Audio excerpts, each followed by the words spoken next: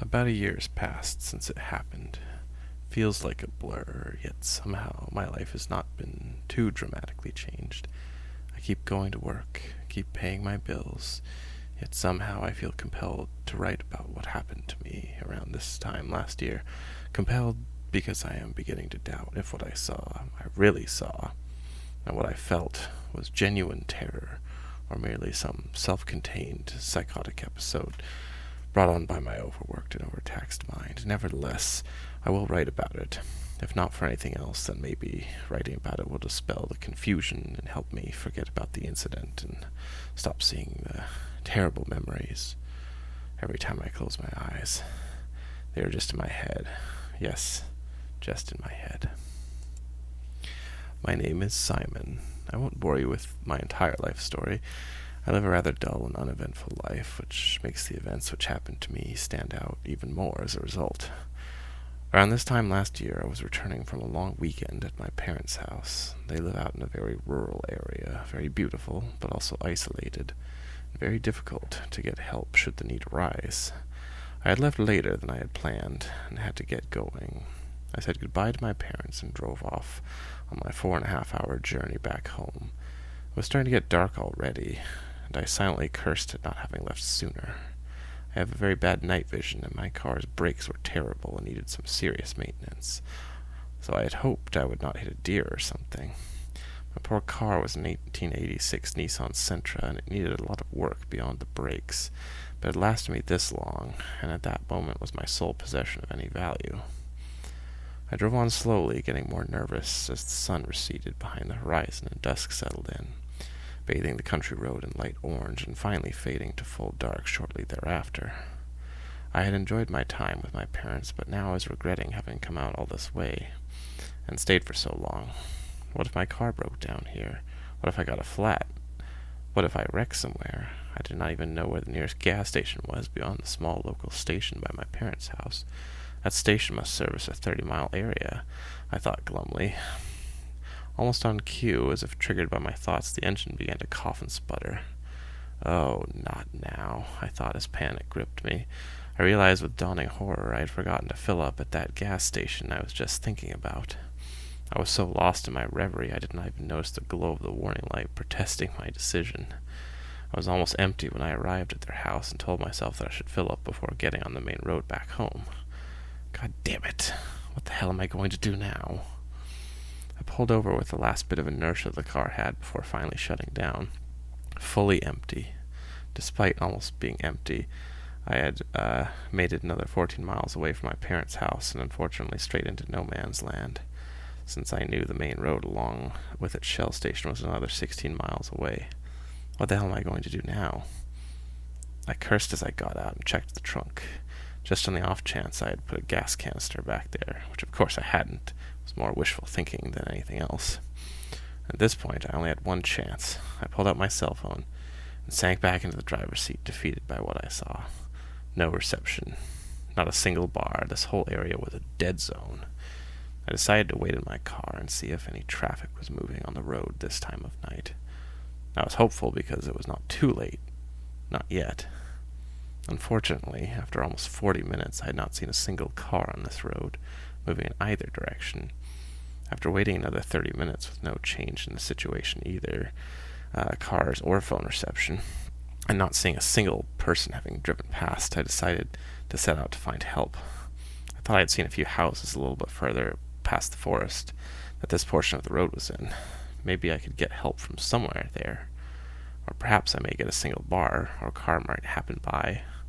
Yes, this idea beats the hell out of staying here, I thought as I grabbed the flashlight from my car's handy toolkit I kept inside and set off down the road.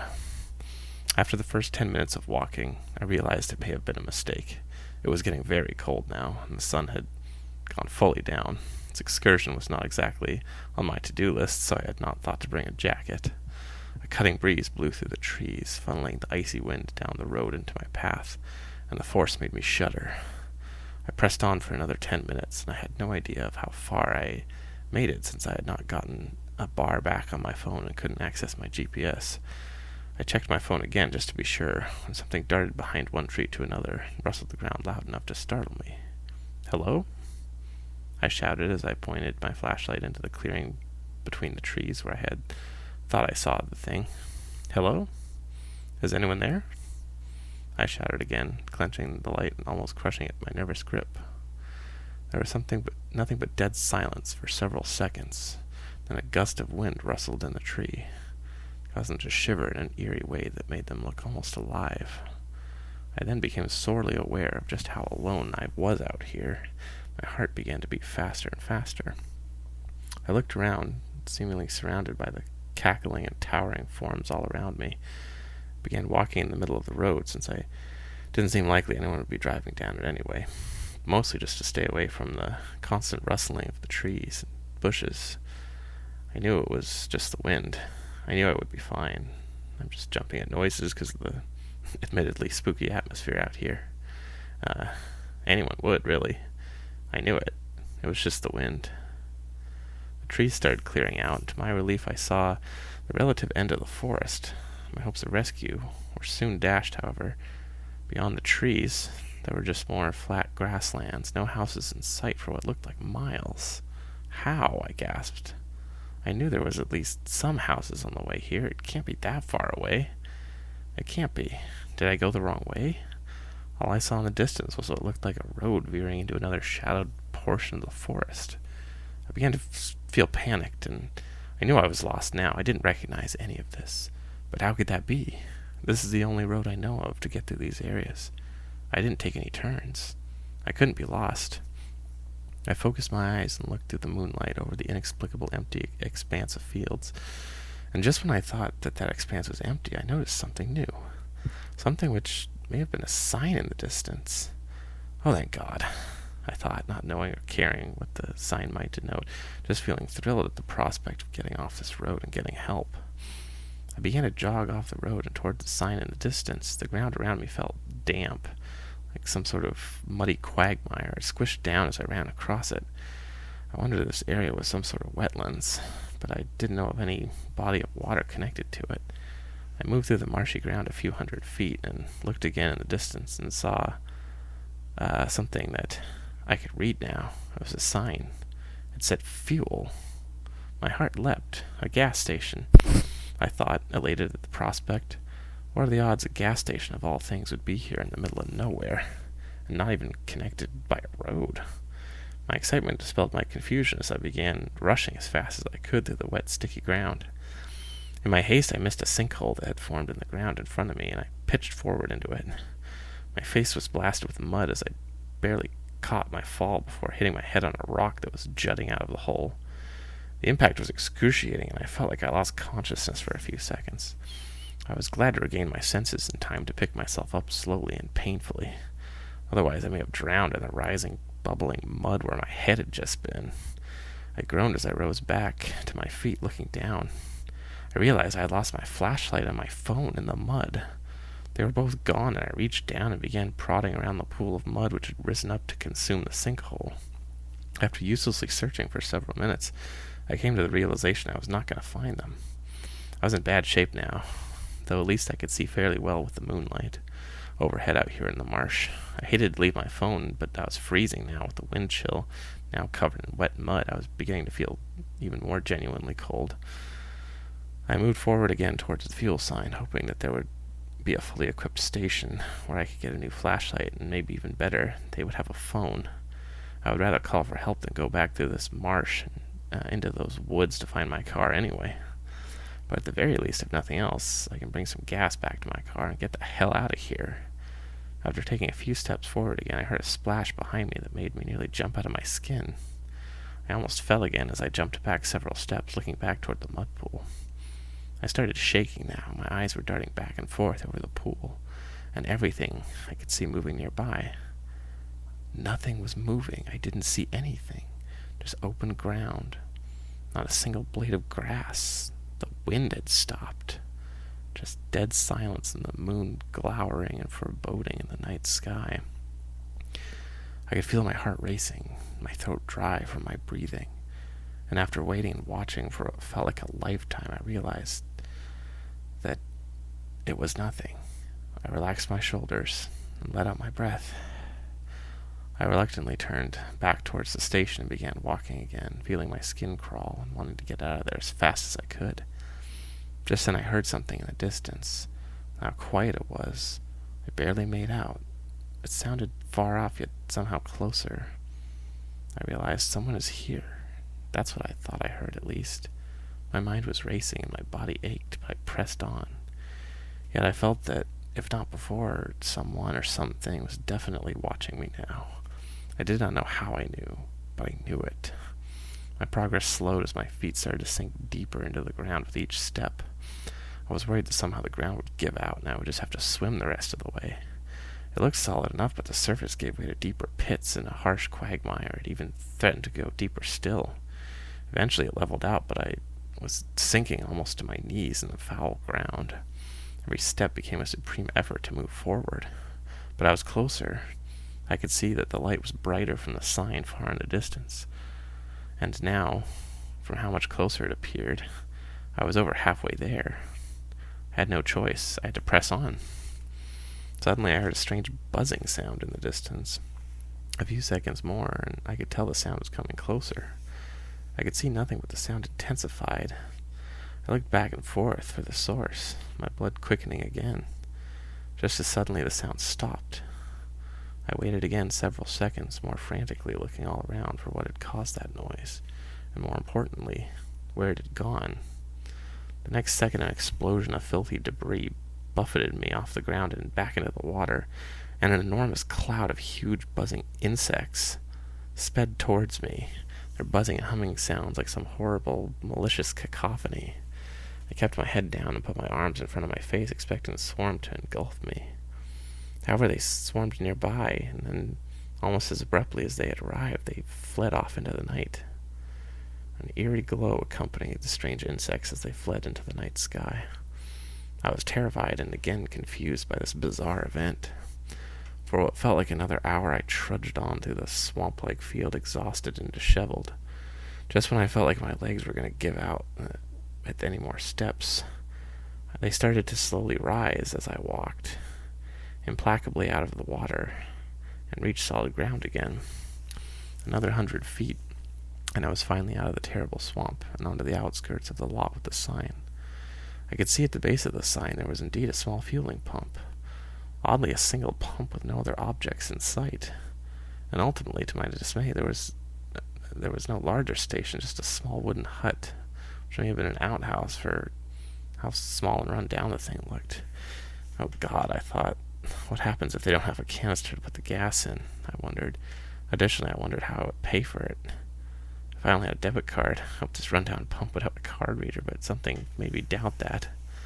I continued forward, and once I stepped one foot onto the paved area of the station, a chill breeze kicked up and blasted past me. I thought I heard a faint whistling sound, almost like the forest. But why was it out this far? I pushed the thought from my mind and ran up to the pump. The thing looked ancient and rusted out, and I saw no visible means of paying. But at this point, I honestly didn't care so long as it pumped something that could be used as fuel. I doubted anyone was around to try and prosecute me for stealing gas anyway. To my relief, a rusty metal 5-gallon can was sitting very close to the pump. I brought the can to the pump and opened the lid. Then I pulled the nozzle down and squeezed the trigger. Nothing came out, and I was just about to panic when I realized that these kind of old tanks had to be unlocked to pump. So maybe if all the other materials were around, perhaps the key was somewhere here as well. It stood to reason, at least. I looked around every side of the pump, and even nearby on the ground, to no avail. I then looked over at the ramshackle outhouse nearby. I didn't know why, but I really did not like the look of the thing. It felt wrong, somehow. Jarring and out of place, like it didn't belong. I didn't know why I felt that way. It made no sense. It was just some standard building accompanying a fueling station, yet this one felt wrong, out of place. I moved closer to the shed and shuddered involuntarily. As I approached, I was overcome by the smell emanating from inside. It smelled of the worst kind of infested decay, like rotten, spoiled meat and human excrement combined. I couldn't turn back now, however, so I pressed on and reached out to unfasten the latch on the door. Door fell back into the shed, and the source of the foul stench was revealed. I almost passed out from the smell and the sheer horror of the sight before my eyes. A rotten and festering corpse of some unfortunate was seated upon an outhouse toilet. It stared towards the door with a look of desperate horror etched on its face.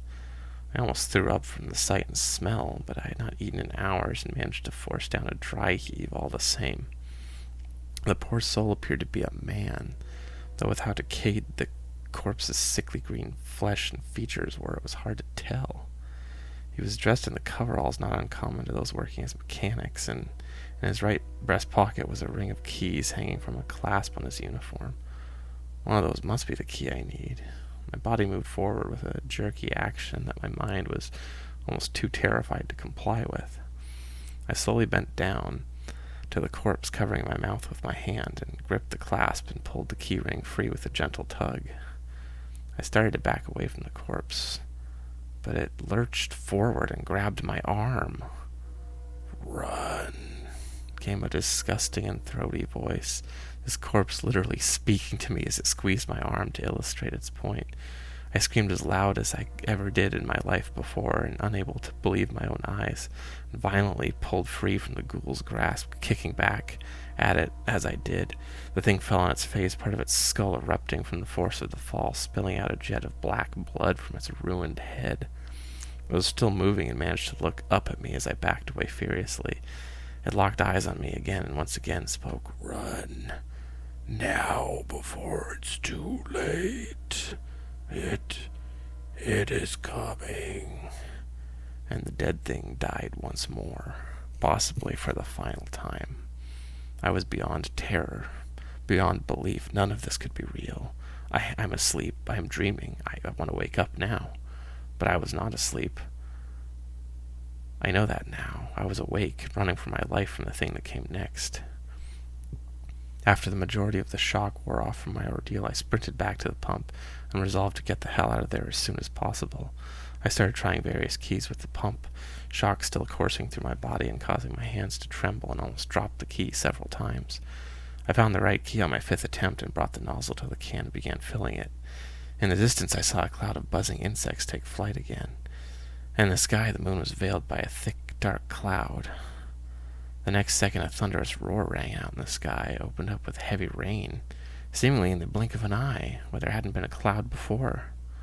I did not like how random and suddenly the storm appeared, and even less the fact that it robbed the light from the moon that I was relying on to see. I would have to stumble back to the road through the ever-rising mud and muck in almost complete darkness. I anxiously waited for the can to fill as the rainfall came down harder every second. And finally, with the can filled, I removed the nozzle and went to replace it back to the pump, when a shock caused me to drop the pump onto the ground. The reek of gasoline was soon replaced by a terrifying familiar scent. Blood. The pump was gushing gasoline at first, and then it turned to a rusty brown and then completely red, as if it was pulsing blood from the freshly cut artery. I looked in my can to make sure it still contained gasoline, and at least by the smell it appeared that what I was holding was. But the blood flow from the nozzle finally slowed down and stopped. Rivulets of blood began moving from out under the cover of the pump into the rain. The blood was washed methodically down the path towards the marsh, almost as if guided by something, and moving as no type of liquid had any right to move, neither altering course nor diluting in the rain. The path of bright blood finally disappeared into the marsh. When the blood vanished into the marsh, the rain suddenly stopped. I looked out at the expanse of marsh, unsure of what exactly just happened. The silence after was maddening. For a time, all I could hear was my heart in my chest, hammering.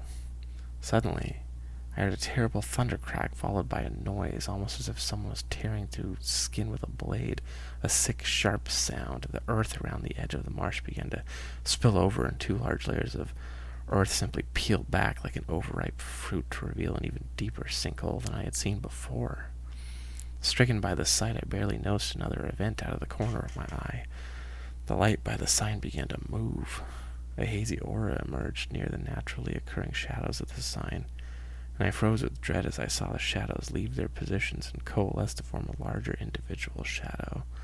After a painful moment of silence and stillness, the shadows began moving toward me slowly, and what I heard were sounds like footsteps.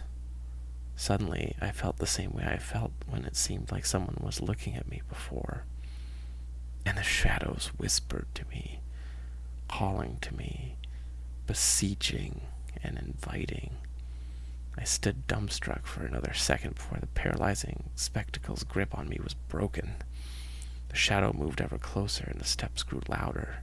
That was all the incentive I needed. I broke into a mad dash. I didn't care that I would have to go through the marsh again. I only knew that I couldn't stay here with that thing. I hit the water just in time to see the revealed sinkhole that was upheaved moments ago vomit forth bloody and decayed bodies from underneath the muck and spit them up onto the concrete. The corpses rebounded off the concrete with a terrible crunching sound, and I saw that they were writhing and thrashing about, shrieking as they landed, screaming that it was too late, wailing and thrashing all the while.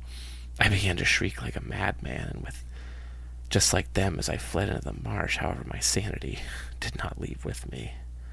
I struggled through the mud, my feet sinking deeper than ever before, frantically moving and flailing, but somehow managing to keep my footing. The presence was behind me. I knew it. The presence was death, or something worse.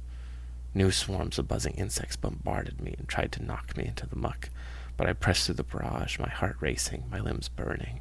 I moved as fast as I could in my panicked flight. I heard splashing and loud thumps behind me and knew it was close. I pressed on faster, faster than I ever thought possible, faster than I knew I could go. I reached the shallow area and regained some solid ground, stepping out of the mire as fast as I could, when I was tripped and fell forward, barely catching myself in time to keep the can from spilling. I looked down and saw a dismembered hand clutching my ankle, and a foot or so further back, a blood-soaked corpse leering at me. Reaching out with its other remaining arm, the creature rasped at me to join us, to fuel it. It doesn't hurt. Join us. I kicked the hand back out of the thing and got back to my feet, just in time to rush away from the emerging shadow. It engulfed the bloodied corpse, and the thing fell silent and still again. I spun away from the shadow and ran again. I ran for my life. The terrible footfalls were still behind me. However, they were slowly receding, and the buzzing of the insects and the horrible whispers of the dead fading away as I put distance between myself and that awful place. My heart was pounding a mile a minute in my chest, and my legs ached. My whole body ached, and I had to keep running. I had to. I ran out in the field, back into the road, into the pitch darkness of the forest that yawned over the road leading back to my car. I ran on, clutching the can, hoping I had not spilled any in my flight from the station. I looked back only once before plunging into the abyssal darkness of the forest, and wished that I had not. The moon was back out, and behind the clouds now were a terrible shade of crimson, the light cast down, and the hellish mire illuminating the surface, making the water look as if it were a lake of blood. Just past the edge of the water and slowly padding down the road, I saw it. The accursed shadow, the hellish stalker moving inexorably toward me, now leaving terrible, bloody prints in its wake. My mind reeled at this nightmare vista and its awful denizens, but survival instinct took hold, and I rushed out into the darkness of the forest. I ran as fast as my tired legs could carry me. The forest was almost pitch black, and I only knew I was following the road correctly by the sound of my footfalls on the pavement. I ran for what felt like an eternity, doing my best to ignore the rustling of leaves and the aching moan of trees slowly shifting behind me. The branches seemed to be practically reaching out to ensnare me on behalf of my pursuer, yet no matter how fast I ran, I could still hear the slow, methodical march of the terrible thing behind me, never speeding up, yet somehow never too far behind. In the darkness and my haste, I almost ran straight past my car. I only noticed it after banging my arm and almost dropping the fuel as I dashed past the area where I had broken down. I could still hear the footfalls and knew I didn't have much time. I fumbled into the dark in the side of the car with the gas tank and grouped around the hatch. All the while, the footfalls got closer and closer, never speeding up, yet never slowing down. They moved closer and closer still. The wind died, and the trees abruptly stopped moving. I gasped at the sudden silence and the apparent lack of the footfalls for a brief moment. I didn't take any chances with what seemed like a brief moment of respite. I found the gas tank and flipped it open, square up the canister as best as I could with no light to guide me, and began pouring. I could hear my ragged breathing and my heart beating out of my chest, yet the footfalls were gone. All of the noise in the forest had fled. I was acutely aware of the sudden shift, and felt even more terror of the dreadful silence than I did with the groaning forest and inescapable footfalls moments before. I poured until I felt that I had put just enough for my escape from this accursed forest. Just as I removed the canister and went to rush to my door and make my escape, I was stopped in my tracks. I could hear nothing, but I could feel a terrible presence, and saw what little light that peeked through the trees vanish. I thought I could even hear breathing, just not my own. My own terrified gasping, but someone else's. My whole body shuddered, and I felt icy air flowing towards me. I felt immensely tired now, almost as if I could fall asleep right here. The wind almost seemed like a lullaby. Just as my eyes started to shut, I caught an image in the corner of my eye that still haunts me to this day. Standing right in front of me in the shadowy haze, I saw the outline of a figure. This figure appeared to be changing and reshaping and absorbing the light nearby, and I could see, in my dazed state, the face. Yes, the face. Its terrible visage stamped me out of my stupor, and I screamed at the top of my lungs. Terror-induced panic urged me on. Bowling past the almost formed creature, it saw me rushing into my car, starting the engine, and almost breaking my foot on the gas pedal to speed away. Away from the terrible shadow of death, that abyssal monster of some ungodly place that I, in my misfortune, somehow came across its abominable lair. That manifestation of some malevolent spirit which I still to this day try to believe was just in my head. But those eyes, those demoniacal red eyes piercing my very soul. How could I just imagine something so evil? There is not much else to tell. It was almost a year ago to this day. I have not visited my parents since then. I never had a good reason to give them, as I have not told them my story, nor to anyone, until now. I did not think anyone would believe me. Even I can't believe if it was real. I know that this terrible experience must have just been some nightmare machination of my subconscious, but it felt so real. Yet as I sit here writing these words and checking a text message I received on my new phone, I see something that makes me question my sanity again. I see a word that's now etched in my mind, so I may never feel sane or safe again. The message is from my old number, and the message is just one word: fuel.